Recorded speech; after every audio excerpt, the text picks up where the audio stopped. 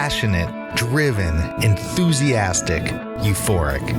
This is who we are as entrepreneurs. But how we leverage these incredible attributes to dream and build businesses that scale and grow is what this podcast is all about. Hello, I'm attorneypreneur Josh Brown, and welcome to Franchise Euphoria.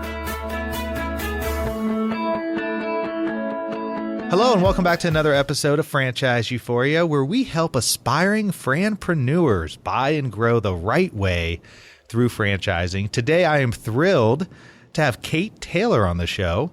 Kate is a staff writer for entrepreneur.com, where she focuses on franchises, including chain restaurants, franchisee profiles, and food trends. Hello, Kate. Welcome to the show.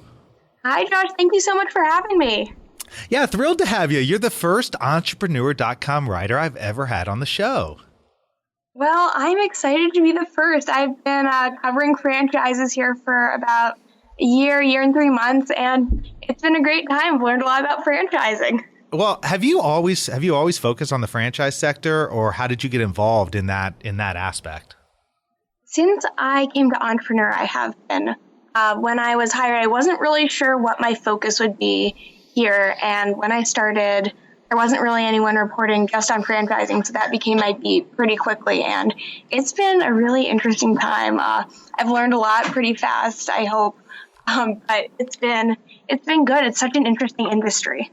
Well, you know what I love about what entrepreneur.com is doing is not only the articles online, but also in their written publication, which I get. You know, they have that whole section on franchising, which is really cool. I mean, they give a good amount of space to the industry, and I think it's warranted because the average person doesn't realize this, but franchising runs across our entire economy. I mean, it affects it in every which way. And I'm curious, it seems like you're mostly focused on the food side, but do you also cover other areas within franchising? Definitely. I completely agree about it being throughout the whole economy. I focus on food a lot for news stories. Then for franchisee profiles, franchise players, I do a Q&A almost every day with a franchisee, and that is definitely a lot more across the industry. So you get auto franchisees, today I had a paint and sip franchisee. So for something like franchise players, that's a lot more diversity in franchising. Well, so I'm curious. So for these Q&As and for these interviews, do people reach out to you? Are you tracking people down and seeing if they want to do an interview? At this point, it's so nice. A lot of times it's people reaching out to me saying, I know someone who'd have a good story, or even someone who's like, oh, I have a good story. I've been working this franchise for 10 years and I think I've learned a lot. Or I came from this different path of life and it was interesting how my transition into franchising went. So before you, let me just ask you this, because are you new to the whole, I mean, you've been there obviously doing this now for a year and some change. Prior to this, did you have any experience in the franchise world or writing on franchising, or was this kind of a relatively new thing for you when you came to entrepreneur.com? It was definitely new for me. I was working at Forbes before I was working here, but not on franchising at all, more general entrepreneurship business. So it was I learned on my feet a little bit with franchising. I've been really, really enjoying learning about the industry because with the website, a lot of business websites don't focus so intensely on franchising, but it's such a huge industry and kind of so many different stories in that industry. So I'm curious from your perspective, a writer's perspective, an investigating angle, right? I mean, you're out there trying to really get the story, get the nuggets, get the truth behind everything. I'm curious your thoughts on the franchise industry. I mean, what do you think so far? I think, well, it's hard to say one overarching thing. It's been interesting for me in the past year. There have been these different legal issues with the franchising, especially with McDonald's, the whole idea of joint employment. That's been very interesting. Whenever I go in and talk to my editor, she always says, you're reporting on this industry at such an interesting time in the industry where there are these different issues different franchises are dealing with. So I think that it's kind of not necessarily a contentious point in the industry, but a time where people are looking at the franchise model who aren't necessarily in the industry and trying to figure out, okay, so this is what a franchisee's responsibilities are. This is what a franchisor's responsibilities are. What makes a good franchisee? What makes a good franchise company? No, I mean, I think that is true. I mean, it is such an interesting time, especially with that decision that came down from the NLRB, which we'll see if that gets upheld. Boy, that would have a fundamental. I mean, that would fundamentally change franchising if that sticks. But boy, did it certainly sent tidal waves through the industry, and definitely I think serves as good notice for a lot of franchisors to really be careful in how they're operating and keeping their distinction between themselves and the franchisees, because that's sort of an underpinning of franchising, is the fact that you have these independent operators who are operating a brand, and so they're not employers or employees. And I feel like a lot of franchisees I've talked to say if they aren't considered independent employers, independent entrepreneurs, they would never have gotten into franchising, and they wouldn't stay in franchising if they're no longer considered an independent business. So what do you think, Kate, on, what are you hearing from people that you're interviewing? Because I'm always curious to learn from different people's perspectives, and I'm sure my audience will be as well. I mean, what are you hearing? Why are people getting into franchising? What is it behind, or what are people's thoughts as to why they're looking into franchising in terms of what you're hearing out there? I think it's interesting. One of the things I've been surprised by almost is how many different people get into franchising, but a lot of their reasoning still is the same. So I would say there's two major types of people who get into franchising. It's people who find a concept, and then it's just this one concept they're really interested in. Maybe they grew up eating at a certain restaurant, and then there's a franchising concept at that restaurant, or they're a customer at maybe some kind of fitness studio, and there's an opportunity to franchise that. So that's one type of very specific franchise type, where they have the concept and then they go in and become a franchisee. The other side is people are interested in franchising because they want to be an entrepreneur, but they also want some guidelines. They want to feel like there's a community. They have someone they can turn to and figure out best practices for opening a business, figure out how other people have opened their own franchises. So I think that those are the two types of people. And I think it's really interesting, the people who open up franchises, because they're interested in that community, interested in that support. Well, I mean, are a lot of the people that you're interviewing, is this their first business that they're operating? Is their franchise? Yes, a lot of people, it's their first business. A lot of them are coming out of careers in corporate America, and they have always wanted to open a business of their own, but they don't want to. At this point in their life, they don't feel like they have the training or the business experience to open up a completely independent business. So I think a lot of it is people are opening up their first business. Although last week I had a woman who had co-founded a startup, and then after that, she was like, okay, I founded this startup. It was a great experience. My next business, I want more support. That's really interesting to me, because most of the time it doesn't happen that way, right? I mean, I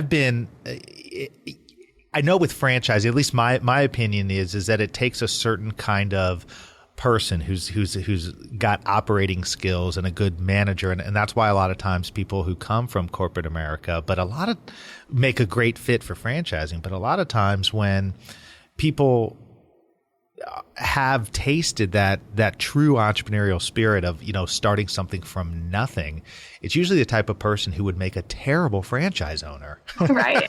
Yeah, I think that some people go into franchising thinking, and I think these end up being the horror stories a lot of times, is people who go in, they're like, oh no, like I know what I'm doing, like I want to kind of do this my way, and then they end up clashing with their franchisor a ton. They're never happy with all these, what they feel like are too strict regulations. So I definitely think it takes the right personality type. Like, you need to know what you're getting into going in. So are you finding, I'm just curious, just in the people you're talking to, are you finding a lot of baby boomers who have maybe retired and now they're just bored in retirement? They want to sort of get back in the game, and franchising is one of the first things they consider. I know on my end, I'm hearing a lot about that. I know we often hear about, obviously, people being laid off, being fired, and then they take the opportunity. But I'm curious about the people who who voluntarily do it, who may have had a corporate career. Now they retired and they realized, okay, I can only play golf twice a day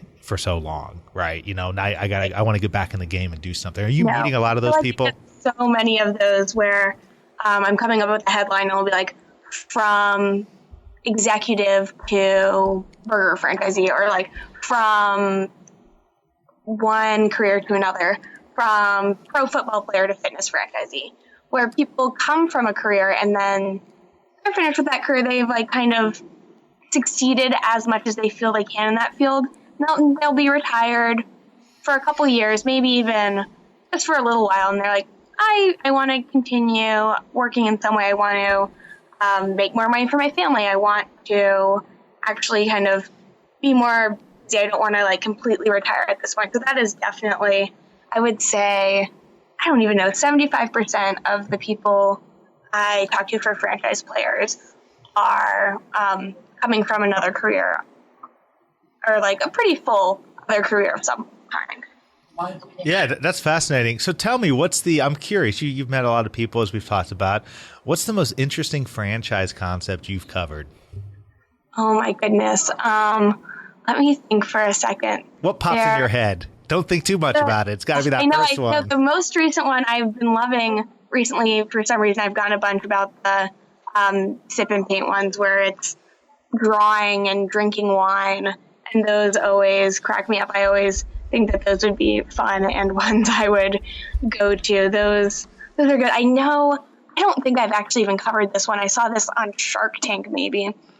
This company that did weddings out of the back of a van. I saw that one. I think that was on Shark Tank, and I saw it. I was like, oh my gosh, they didn't get funding. If they got funding, I would be featuring them.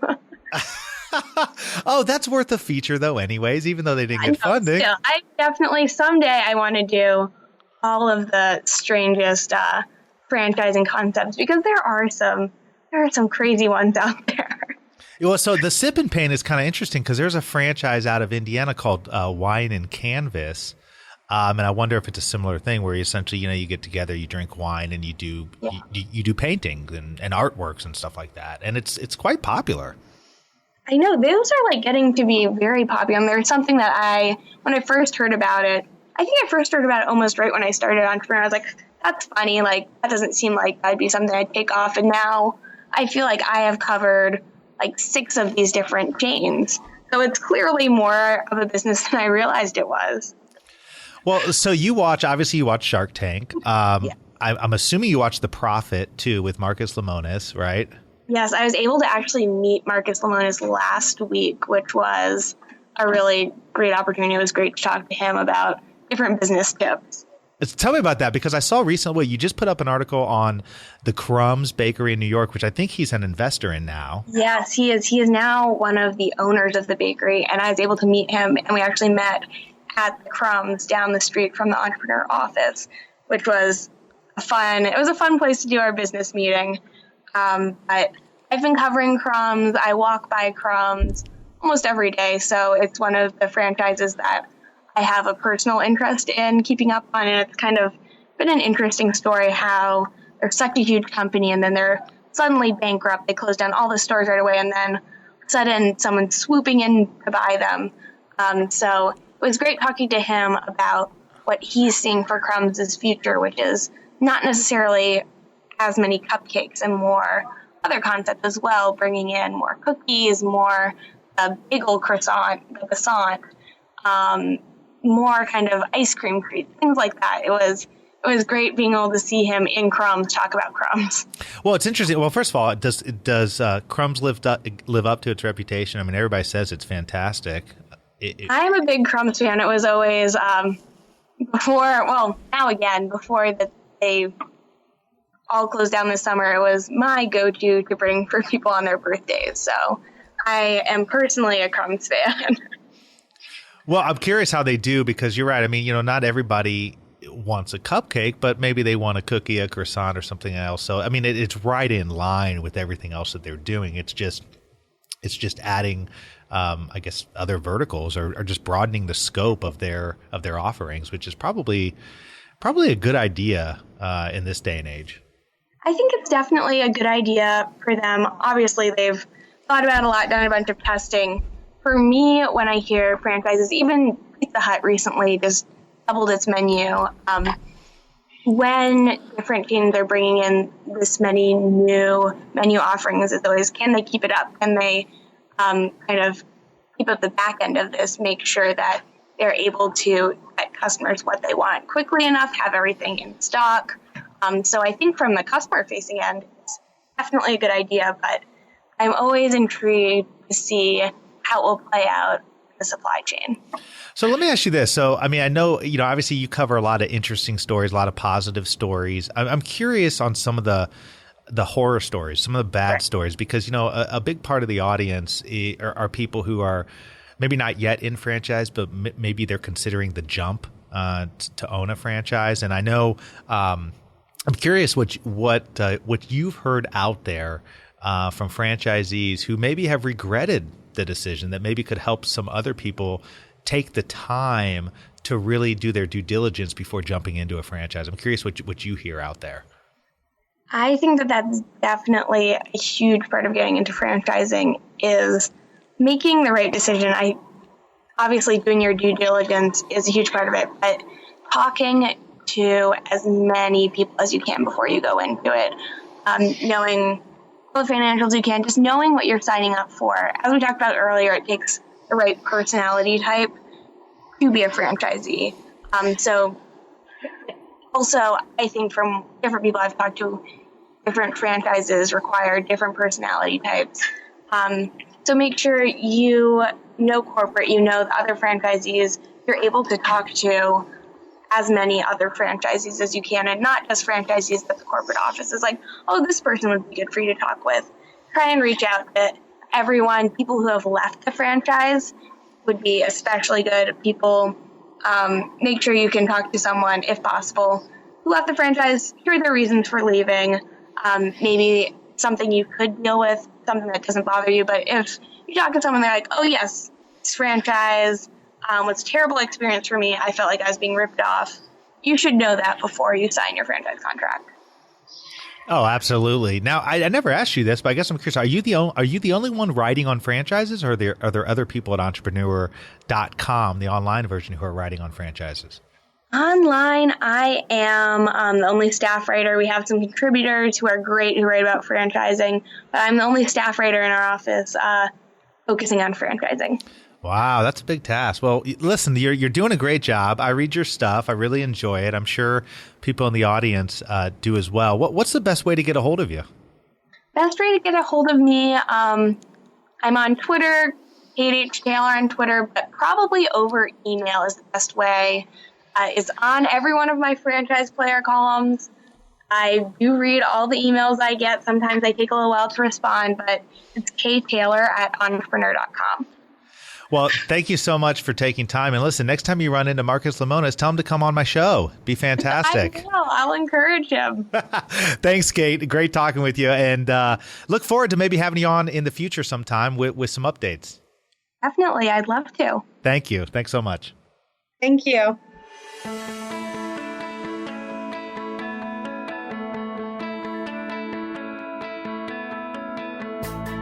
Thanks for being with us today on the Franchise Euphoria podcast. If you enjoyed this episode, please be sure to go to iTunes and provide a review.